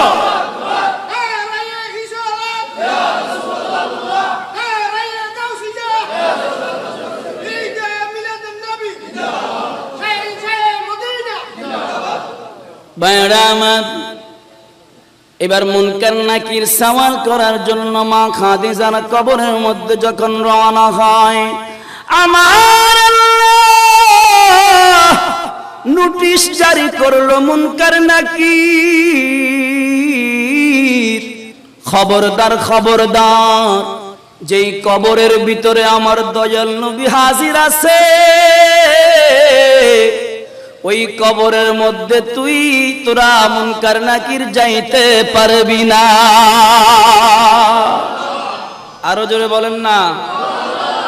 নবীজি আমার মা খাদিজার কবরে উপস্থিত ছিলেন, আমাদের কবরে আমার দয়াল নবী উপস্থিত থাকবে। জোরে বলেন না সুবহানাল্লাহ। কিন্তু ওয়াহাবীরা আমার নবীকে চিনতে পারবে না, ইয়া লাদ্রি বলবে। ভাইরা আমার, আজকে যারা মিলাদুন নবীর মাহফিল করতেছেন, আপনারা যেদিন ইন্তেকাল করবেন, আমার ভাইরা, এই যে কুয়াইশ বুড়িচর অটোরিকশা মালিক চালক ও এলাকাবাসীর যৌথ উদ্যোগে আজকের মাহফিল হচ্ছে, যারা মাহফিলের ইন্তজাম করেছেন, যারা এসেছেন বসেছেন, আপনারা যেদিন মারা যাবেন, আমি যেদিন মারা যাব, এটা মাহফিলের লিফলেট, কিছুক্ষণের জন্য এটাকে লাশ বানাইলাম। এটা মুফতি আব্দুর রাজ্জাক আল কাদেরীর লাশ। এখানে একটা গিট আছে, মাঝখানে একটা গিট, মাথার দিকে পায়ের দিকে একটা গিট, মাথার দিকে একটা গিট, আপনার মাজার মধ্যে একটা গিট, পায়ের দিকে একটা গিট, তিনটা গিটটা দিয়া আমার লাশটা কবরের পাড়ে নিয়ে যাবে। তিনজন মানুষের 6 হাতে লাশটা কবরে দিবে, আর কবর থেকে তিনজনের 6 হাতে আমার লাশটা রিসিভ করবে। ও যুবক ভাইরা, ও মুরব্বী বাবারা, একটু গভীর মনোযোগ দেন। একটা দোয়া পড়া হয় লাশটা কবরে রাখার সময়, বিসমিল্লাহি ওয়া আলা, আপনারা যারা পারেন জোরে জোরে পড়েন, বিসমিল্লাহি ওয়া আলা মিল্লাতি রাসূলিল্লাহ। আমার লাশ, আপনার লাশ যখন কবরের মধ্যে দেওয়া হবে, মাটি পাড়াইয়া আপনার যখন আমাকে কবর দিয়ে আপনারা চলে আসবেন, খোদার কসম, মুনকার নাকির কবরে আসার আগে মদিনার কামলিওয়ালা নবী আমার কবরে, আপনার কবরে হাজির হয়ে যাবে। আমার যুবক ভাইয়ারা, মুনকার নাকির যখন প্রশ্ন করবে, আমার নবী ডাক দিয়া বলবে, মুনকার নাকির না, খবরদার, এটা আমার উম্মত, আমি নবী তাকে উম্মত হিসেবে কবুল করে নিয়েছি। আখির জামানার নবীর উম্মতের কত শান হবে হাসরের ময়দানে। ভাইরা আমার, আপনি নামাজি না বেনামাজি আল্লাহ জানে কি জানে না? জোরে বলেন, জানে কি জানে না? আল্লাহ যদি বলে, ও আব্দুর রাজ্জাক তুই জাহান্নামে চলে যা, আল্লাহকে প্রশ্ন করার মতো কারো ক্ষমতা আছে নাকি? আর জোরে বলেন, আছে নাকি? আর যদি বলে, ও জিল্লুর রহমান তুমি জান্নাতে যাও, আল্লাহকে আমি প্রশ্ন করতে পারবো নাকি? আল্লাহ আমাকে জাহান্নাম দিলেন, আমার জিল্লুর রহমান ভাইকে জান্নাত দিলেন কেন? কে নামাজি, কে বেনামাজি, কে জান্নাতি, কে জাহান্নামী, আমার আল্লাহ জানে কি জানে না? এরপরে আমার আল্লাহ হাসর করলেন, নসর করবেন, পুলসিরাত করবেন, মিজান করবেন। তার কারণ কি? তার একটাই মাত্র কারণ হলো, কারা দুনিয়ায় নবীর প্রেমিক ছিল আর কারা দুনিয়ায় নবীর দুশমন ছিল, এটা পরীক্ষা করার জন্য আমার আল্লাহ পুলসিরাতের ব্যবস্থা করেছে। যারা জীবনে একবার হলেও নবীর দুরূদ শরীফ পড়বে তারা গুনাহগার হওয়ার কারণে পুলসিরাত পাড়ি দেওয়ার সময় লটকে থাকবে। কিভাবে থাকবে ভাইরা আমার? ঝুলন্ত অবস্থায় থাকবে। আমার নবী ডাক দিয়া বলবে, ফেরেশতারা আমার এই উম্মতটা ঝুলে আছে কেন? তার কারণ কি? বলে ঝুলে আছে আপনার রহমতের কারণে। দুনিয়ার জমিনে আপনি নবীর উপরে দুরূদ শরীফ পড়েছে, কিন্তু পুলসিরাতটা পার হতে পারে নাই গুনার কারণে। আমার নবীজি ডাক দিয়া বলবে, ফেরেশতারা আমার সামনে একটু ওজন করো। আমার নবীর সামনে যখন ওজন করবে, ওই মিজানের পাল্লার মধ্যে এই যে বসে বসে আপনারা নারায়ে তাকবীর দিয়েছেন, নারায়ে রিসালাত দিয়েছেন, আল্লাহর নামের জিকির করেছেন, নবীজির উপর দুরূদ শরীফ পড়েছেন, এই দুরূদ শরীফগুলি নবীজির জন্য গুনগুন করে চোখের পানি ছেড়ে কেঁদেছেন, এই চোখের পানিগুলি আমার নবীজির কাছে রিজার্ভ থাকে, আমার নবীজির কাছে জমা থাকে। ও আমার নবীজি হাসরের ময়দানে মিজানের পাল্লার মধ্যে এই চোখের পানিটা কাগজ বানাইয়া, দুরূদ শরীফের আমলটাকে কাগজ বানাইয়া মিজানের পাল্লার মধ্যে যখন দিবে, সাথে সাথে আপনার নেকের পাল্লা ভারী হবে, বদের পাল্লা হালকা হবে। আমার নবীজি বলবে, ফেরেশতারা ছেড়ে দে। আমি নবী তাকে রিসিভ করলাম, আমার নবীজি তার হাত ধরে জান্নাতে দিয়ে দিবে। ফেরেশতারা বলবে, আল্লাহ বুঝলাম না, আমরা তো মিথ্যাবাদী না, আমরাও তো ওজন করলাম, তার নেকের পাল্লা হালকা হয়েছে, বদের পাল্লা ভারী হয়েছে, তার জন্য ঠিকানা হয়েছে জাহান্নাম। তোমার নবী কি কাজ করলো বুঝতে পারলাম না, তার জন্য এখন জান্নাত নির্ধারিত হয়েছে। আমার আল্লাহ ডাক দিয়া বলবে, ফেরেশতারা রে,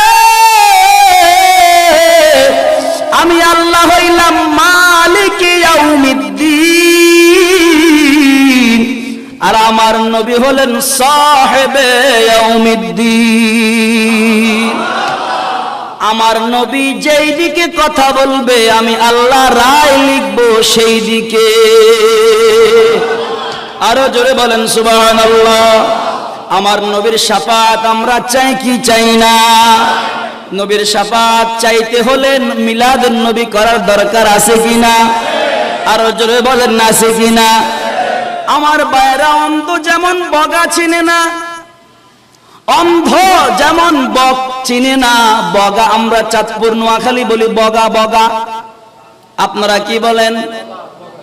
বগা বলেন। রাস্তার পাশে একজন অন্ধ লোক দাঁড়াইয়া আছে, আমি দুইটা বগা নিয়ে যাইতেছি, এই বক কিনবেন নি, বক কিনবেন নি। ওই কানার লোক, কানা বেটা যদি আমাকে বলে, ভাই বক কেমন? আমি যদি বলি ভাই বক সাদা, কানাইয়া বলবে সাদা কেমন? এবার তারা কেমনে বুঝান? ঠিক কিনা বলেন? আমাকে যদি কানায় জিজ্ঞেস করে ভাই বগা কেমন, আমি বলবো সাদা। যদি বলে সাদা কেমন, কেমনে বুঝাই তারে? তখন আমি বলবো ভাই এই ধর, এই দেখ, এই বগার গলা এরকম লম্বা। তখন কানাইয়া এই গলাটাকে হাত বুলাই দিয়ে বলবে, বুঝছি, আমার আন্দাজ হয়েছে, বগার গলা কাশির মতো ধার, বগার গলা কাশির মতো ধার। আমার ভাইরা আপনারা বলেন, বগার গলা কি ধার না কাশির গলা ধার? যারা বলেন না কিসের গলা ধার? তো অন্ধ যেমন বগা চিনে না, এই ওয়াহাবি, লাহাবি, খারেজি, রাফেজি, শিয়া, মুতাজিলা, কাদিয়ানি, এই হারামের গোষ্ঠীরা মিলাদুন নবীর আয়াত খুঁজে পায় না। কথা বলেন ঠিক কিনা? গোসা হচ্ছেন মনে হয়। আরে মিলাদুন নবী পালন করার কারণে নবীজির চাচা আবু লাহাব কাফের হওয়া সত্ত্বেও কবরের মধ্যে শান্তি পাচ্ছে, নাজাত পাচ্ছে। জোরে বলেন সুবহানাল্লাহ। কিভাবে শান্তি পাচ্ছে? সপ্তাহে 6 দিন আবু লাহাবের কবরের মধ্যে আযাব হয়, কিন্তু একদিন সোমবার তার শাহাদাত আঙ্গুলের মাথা দিয়ে মধুর পানি বের হয়। নবীজির চাচা আব্বাস রাদিয়াল্লাহু তাআলা আনহু স্বপ্ন দেখেছেন যে ভাই আবু লাহাব তোমার কবরে কি অবস্থা? বলে অবস্থা তেমন ভালো না, কবরের মধ্যে লাশ যেরকম উড়ে, আমারে ফেরেশতারা দড়ি দড়ি এরকম উড়ে। আর জুতা দিয়া ফিটায়, ওই লোহা দিয়া ফিটায়, মাত্তুল দিয়া ফিটায়। দুনিয়াতে ফিটার পরে তো হাসপাতাল আছে, কিন্তু কবরে ফেরেশতার মায়ের পরে কোনো হাসপাতাল আছে নাকি? আপনাকে যদি আমি একটা ঘুষি দিই, নাক ফেটে গেছে, আপনাকে নিয়ে গেছে জেনারেল হসপিটাল, নিয়ে গেছে চট্টগ্রাম মেডিকেলে, নাক সেলাই করে দিছে, কিন্তু ফেরেশতাদের ঘুষির পরে মায়ের পরে ফেটে গেলে শিলের ব্যবস্থা আসেনি? জোরে বলেন না আসেনি? ফাটার অবধি আবার মারবে, ঠিক কিনা বলেন? এই জন্য আবুল আহাব বলে সপ্তাহে 6 দিন মারে, এমন মারা মারে, বাবারে ডাকলে মারে ডাকলেও কাজ ছাড়ে না। কিন্তু সপ্তাহে একদিন আমার আঙ্গুলের মাথা দিয়ে মধু বের হয়, আমি ওই মধুগুলো পান করে আমার ওই 6 দিনের কষ্ট লাঘব করি, দূর করি। জোরে বলেন না সুবহানাল্লাহ। কেন সোমবারে আবুল আহাবের আঙ্গুল দিয়ে মধু বের হয় জানেন? আমার নবীজি উলিত্তু ফিহি, ওই যে ইয়াউমুল ইসনাইন, সোমবার আমার নবীজি দুনিয়ার জমিনে আশারা শাহরান রবিউল আউয়াল, আমার নবী 12 রবিউল আউয়ালে যে দুনিয়ার জমিনে তাশরিফ এনেছেন। ওই আবুল আহাবের একজন দাসী ছিল সুয়াইবা। ওই সুয়াইবা গিয়ে বলে, মালিক শুনছেননি খবর? বলে কি খবর? বলে আপনার ভাতিজা হয়েছে, এমন ভাতিজা হয়েছে, এমন সন্তান, এমন সুন্দর, আমি আর আমার জন্মে জীবনে দেখি নাই। আপনার এই ভাতিজা হওয়ার পর গোটা ঘর, গোটা মক্কা সুগন্ধি হয়ে গেছে, মেশকু আম্বরের চাইতেও খুশবু হয়ে গেছে, আলোকিত হয়ে গেছে। জোরে বলেন না সুবহানাল্লাহ। আবুল আহাব খুশিতে মাতোয়ারা হয়েছে, তার আঙ্গুল দিয়ে বলেছে, যা সুয়াইবা, আজকে থেকে আমি তোকে আজাদ করে দিলাম, মুক্ত করে দিলাম। ওই যে আঙ্গুল দিয়ে আমার নবীর খুশির সংবাদ শুনে সুয়াইবাকে আজাদ করেছে, ওই আঙ্গুলের মাথা দিয়ে প্রতি সোমবারে আবুল আহাবের কবরে তার আঙ্গুলের মাথা দিয়ে মধু বের হয়। ওই মধু পান করে আবুল আহাব তার কষ্ট দূর করে। ভাইরা আমার, আমরা তো কাফের নয়, আমরা তো আবু জাহেল নয়, আমরা তো আবুল আহাব নয়, আমরা তো উতবা নয়, আমরা তো সায়বা নয়, আমরা নবীর প্রেমিক, আমরা নবীর আশিক, আমরা নবীর দেওয়ানা। নবীর শান যেখানে হয় আমরা সেখানে চলে যাই।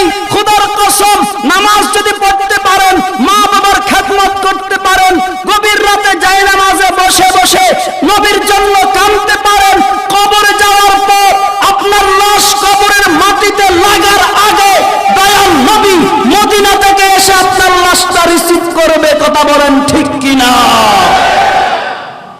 আমার ভাইয়েরা, দয়াল নবী কবরে আসার ক্ষমতা আছে কিনা বলেন? আরো জোরে বলেন, ক্ষমতা আছে কিনা? আমার নবীর কেমন ক্ষমতা? ভাইয়েরা আমার কথা আমি গোছাই নিচ্ছি, কথা একেবারে সংক্ষেপ। আমার নবীজির কেমন ক্ষমতা? আমার নবীজি ইসলামের দাওয়াত দিচ্ছেন, কালিমার দাওয়াত দিচ্ছেন। আবু জেহেল বলে, ভাতিজা, তুমি আমার বাপদাদার ধর্মের মধ্যে চুনকালি মাখছো, তুমি কিসের নিজের একটা বানানো ধর্ম প্রচার করতেছো? ওই আমার নবীজি বললেন, ওয়া ইন কুনতুম ফি রাইবিম মিম্মা নাযালনা আলা আবদিনা ফাতু বিসূরাতিন মিন মিসলিহি ওয়াদউ শুহাদাআকুম মিন দুনিল্লাহি ইন কুনতুম সাদিকিন। চাচা, তোমরা যে বলতেছো আমি বানোয়াট ধর্ম প্রচার করছি, চাচা একটা কাজ করো, চলো খানায় কাবার কাছে যাই। নবীজি খানায় কাবার কাছে গেলেন, আর খানায় কাবার দেওয়ালের মধ্যে ইন্না আ'তাইনাকাল কাউসার ফাসাল্লি লিরাব্বিকা ওয়ানহার, এই দুটি আয়াত লিখে দিলেন। আর বললেন, চাচা তোমার বন্ধুরা কোথায় আছে, তোমার সঙ্গীরা কোথায় আছে, তাদেরকে ডাকো। আমি যেরকম আয়াত লিখেছি, যদি তোমরা ইন কুনতুম সাদিকিন, তোমাদের দাবিতে সত্যবাদী হও, তাহলে আমার এই দুই আয়াতের পরে আরেকটি আয়াত তোমরা বানিয়ে লেখা আরম্ভ করো। মক্কার সমস্ত দার্শনিক, সমস্ত গবেষকরা একত্রিত হলো, একত্রিত হয়ে তারা গবেষণা করতে আরম্ভ করলো। আমার নবীজি লিখেছেন, ইন্না আ'তাইনাকাল কাউসার ফাসাল্লি লিরাব্বিকা ওয়ানহার। মক্কার সমস্ত গবেষকরা, দার্শনিকরা তারা গবেষণা করতে আরম্ভ করলো, কিন্তু গবেষণা করে এই আয়াতের অনুরূপ আয়াত লিখা যায় এমন কোন আয়াত তারা খুঁজে না পেয়ে তারা বলতে লাগলো, লাইসা হাদা কালামুল বাশার, লাইসা হাদা কালামুল বাশার। তারা বলতে লাগলো নিশ্চয়ই মুহাম্মাদুর রাসূলুল্লাহ সাল্লাল্লাহু আলাইহি ওয়াসাল্লাম যেই ধর্মগ্রন্থ প্রচার করছেন, যেই ঐশী গ্রন্থ প্রচার করছেন, এই গ্রন্থ তার নিজের বানানো গ্রন্থ নয়, নিশ্চয়ই এই ঐশী গ্রন্থ আল্লাহর কোরআন, আল্লাহর বাণী। জোরে বলেন সুবহানাল্লাহ। আরো জোরে বলেন না। আবু জাহেল এরপরে বলে, ভাতিজা আমি মুসলমান হব, একটা শর্ত আছে, বলো তো আমার হাতের মুঠোর ভিতরে কি আছে? আবু জাহেল হাতের মুঠের ভিতরে পাথর নিয়ে গেল। আমার নবীজি বললেন, চাচা তোমার হাতের মুঠের মধ্যে কি আছে আমি বলবো নাকি তোমার হাতের মুঠের ভিতরে কি আছে তারা নিজেরাই কথা বলবে? আরো জোরে বলেন না। আবু জাহেল একটা তিরস্কার হাসি দিল, বলে, শুনেছি সারা জীবন তুমি পাগল, বড্ড পাগল, এখন দেখছি তুমি পুরাই পাগল। জড় পদার্থ কি কথা বলতে পারে নাকি? হে মুহাম্মদ, হে ভাতিজা, বলো তুমি আমার হাতের মুঠোয় কি আছে? আমার নবীজি তার হাসির জবাব দিয়ে একটি তাবাসসুম মুচকি হেসে বললেন, চাচা আমি বলবো না তোমার হাতের মুঠোয় কি আছে। তোমার হাতের মুঠোয় কি আছে, তোমার হাতের মুঠোর ভিতরে যা আছে তারাই বলবে। আবু জাহেলের হাতের মুঠের ভিতরে ছিল হাজার পাথর, আসওয়াদ অর্থাৎ কালো কালো কিছু পাথর ছিল। ওই কালো কালো পাথরগুলি বলতে লাগলো, লা ইলাহা ইল্লাল্লাহু মুহাম্মাদুর রাসূলুল্লাহ। জোরে বলুন সাল্লাল্লাহু। আবু জাহিল্লার কপালে ইসলাম নাই, হেদায়েত নাই, কিন্তু এই জন্য সে কিন্তু মাঝে মধ্যে ইসলামের একেবারে কাছে কিনারায় চলে এসেছিল, কিন্তু নসিবে ইসলাম নাই বিদায় তার ইসলামে গ্রহণ করা, ইসলামে যোগ দেওয়া হয়। ভাইরা আমার, আবু জাহিল্লা কান্দে করে বিয়া খাইতে যাচ্ছে, মূর্তি কান্দে করে নিয়ে। কি কান্দে? মূর্তি কান্দে। আমার কথা বুঝতেছেন আপনারা? কষ্ট হচ্ছে আপনাদের? আপনারা কি থাকবেন না ভাগবেন? থাকবেন না ভাগবেন? কারা কারা ভাগবেন হাত তোলেন। 60 জনে হাত তুলছে, ভাগবো। সূরাইয়া একটু দৃশ্যই পড়েন, সালাতুন ইয়া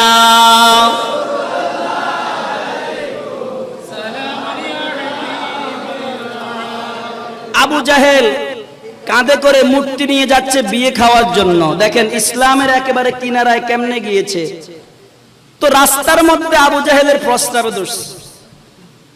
তো এখন আবু জাহেল মূর্তি গিফট দিবে বিয়ের মধ্যে, এখন মূর্তিটাকে গাছের গোড়ায় রাখছে। আবু জাহেল ওইদিকে ফিরে প্রস্তাব করতেছে, অন্যদিকে কুত্তা একটা আইসা, কুত্তার একটা আবার অভ্যাস আছে, গাছের গোড়া ছাড়া করে। এখন দেখতেছে গাছের গোড়া দেখা যায়, আবার কি সুন্দর ছোট একটা খোদাও দেখা যায়। নাউজুবিল্লাহ বলেন। আইসা কুত্তায় ওই আবু জাহিল্লার খোদার মুখের মধ্যে 4 ইঞ্চি 5 শাড়ি কি দিছে? প্রস্রাব করে দিছে।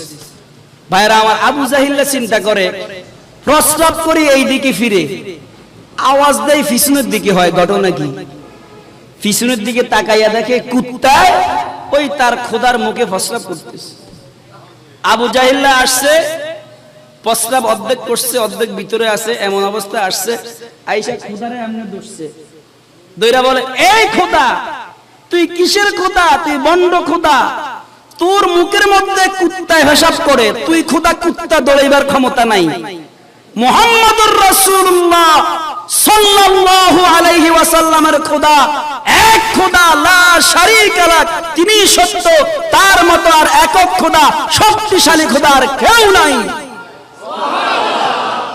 এটা বলে এমনি মূর্তিটাকে ধরে এক আছাড় মারছে, মূর্তিটা 4 টুকরো হয়ে গেছে। এরপরে এই আবু জাহিল্লা ওইটা কি বলে জানেন?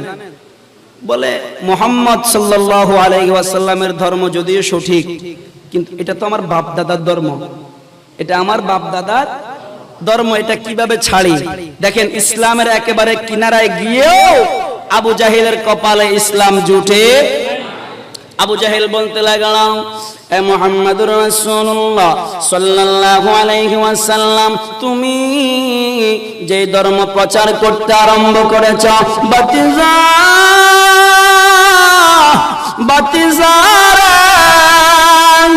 এই ধর্ম বাতিজারে এই ধর্ম বাদ দিয়া দাও, এই ধর্ম থেকে তুমি সরে আসো। আমার নবীজি ডাক দিয়া বলে, চাচা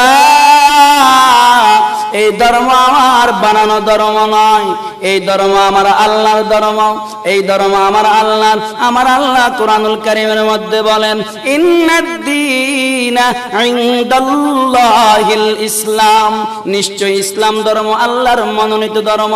ভাইরা আমার, আবু জাহেল ডাক দিয়া বলে, বাতিজা আমার কথা বুঝি শুনলি না?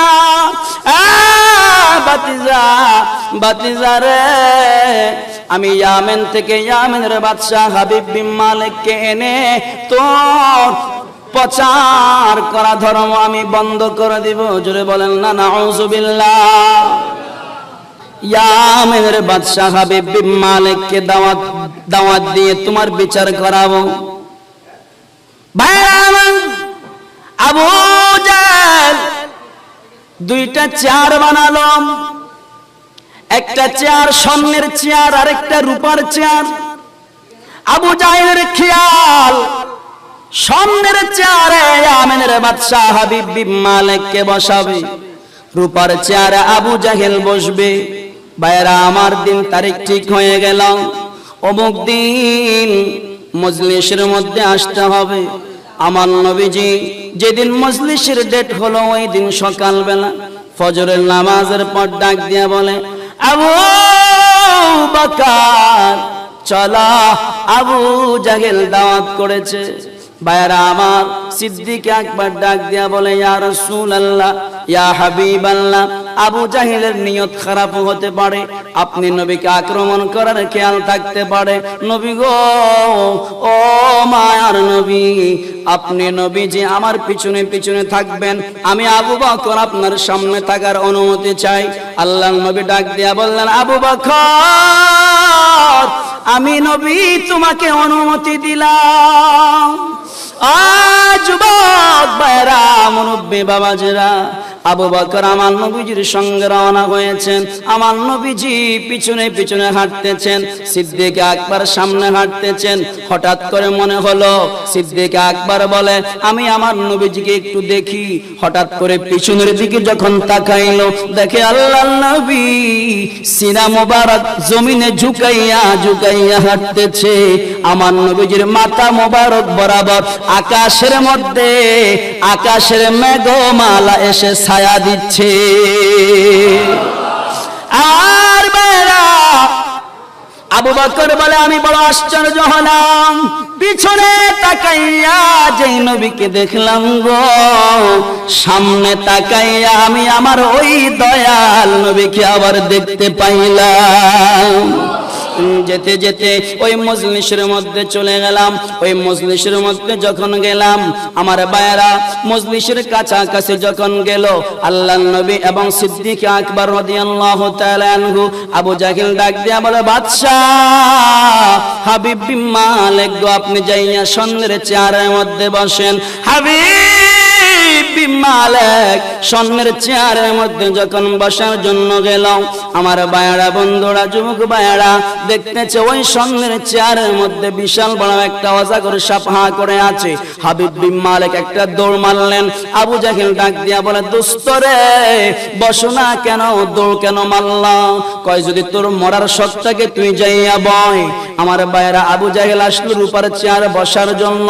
আবু জাহেল দেখতেছে আবু জাহেলের চেয়ারের মধ্যে রে বিশাল একটা বাঘ হা করে আছে। আবু জাহেল দিল একটা দৌড়। ইয়ামেনের বাদশা হাবিব বিন মালিক বলে, আবু জাহেল তুমি কেন বসো না? বলে, তুমি যেই কারণে বসো না আমিও সেই কারণে বসি নাই।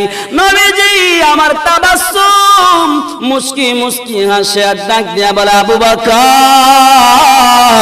তুমি যাইয়া রূপার চেয়ারে বসো, আমি নবী স্বর্ণের চেয়ারে বসি। এবার চিৎকার দিয়ে বলেন, ইজ্জতের মালিককে। বাইরা আমার, অনেকক্ষণ আলোচনা হয়েছে, নবীজির শান রিসালাতের আলোচনা, ঈদ মিলাদুন নবীর আলোচনা করতে গেলে অনেক সময়ের দরকার। আমার বাবাজান কিবলা অধ্যক্ষ হুজুর কিবলার কাছে আমি ক্ষমা চেয়ে আজকের মতো আমার আলোচনা এখানে আমি ইতি টানলাম। হুজুর আলোচনা করবেন, দোয়া করবেন, মুনাজাত করবেন ইনশাআল্লাহ। ওয়া মা আলাইনা ইল্লাল বালাগুল মুবিন। আসসালামু আলাইকুম ওয়া রাহমাতুল্লাহি ওয়া বারাকাতুহু।